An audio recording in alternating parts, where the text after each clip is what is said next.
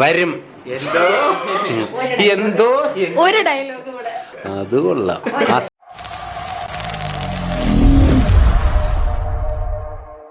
നമസ്കാരം. നമസ്കാരം. എല്ലാ തവണയും കോമഡി കഥാപാത്രം, ഞാൻ വളർന്നു വന്നത് സുരാജേട്ടനെ കോമഡി കഥാപാത്രങ്ങൾ കണ്ടിട്ടാണ്. പക്ഷേ പെട്ടെന്നൊരു ദിവസം എനിക്ക് തോന്നുന്നു, ഇനി ഞാൻ ഒന്നുകൂടെ പ്രായമൊക്കെ ആയപ്പോൾ ചേട്ടനും ഭയങ്കര അടിപൊളിയായിട്ട് പതുക്കെ കോമഡിയൊക്കെ മാറി സീരിയസ് കഥാപാത്രങ്ങളിലേക്ക് കയറി. ഇപ്പോൾ സീരിയസ് കഥാപാത്രങ്ങൾ കാണുമ്പോൾ നമുക്ക് തന്നെ ഭയങ്കര ഒരു അത്ഭുതമാണ്. ഇപ്പം ഇത്രയും നല്ല കഥാപാത്രങ്ങൾ എങ്ങനെ ഇത്രയും നന്നായിട്ട് ബലിപ്പിച്ചെടുക്കാൻ പറ്റുന്നത്?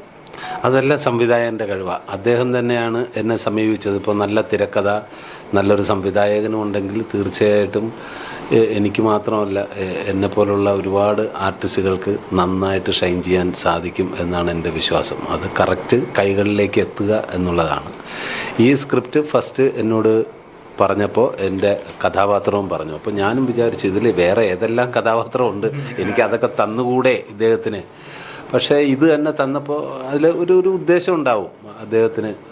അപ്പോൾ എനിക്ക് ഭയങ്കര സന്തോഷമായി. ഇത് പറയപ്പെടേണ്ട, ഇല്ലെങ്കിൽ ആൾക്കാർ അറിഞ്ഞിരിക്കേണ്ട, കാണേണ്ട ഒരു സിനിമയാണെന്ന് തോന്നി ഭയങ്കര സന്തോഷത്തോടു കൂടി അതിൽ അഭിനയിച്ചു.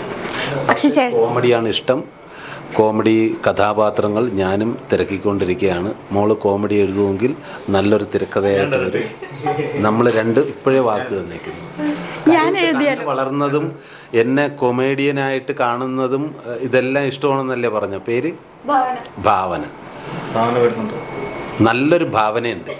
അപ്പോൾ നല്ലൊരു ഭാവനയിൽ ഒരു സംഭവം ക്രിയേറ്റ് ചെയ്തുകൊണ്ട് വരും. ഞാൻ കോമഡി വിടില്ല. Producer ready. പ്രൊഡ്യൂസർ. അപ്പോൾ കോമഡി കഥാപാത്രങ്ങളൊക്കെ ഇനി കാണാൻ പറ്റുമോ ചേട്ടാ? കാണാൻ പറ്റുമെന്ന് പറഞ്ഞാൽ ഇതിന് തൊട്ട് മുമ്പ് പടക്കളം റിലീസായി, കണ്ടായിരുന്നോ? പണിയെടുപ്പിച്ച് ഇങ്ങനെ ആക്കേണ്ടത്.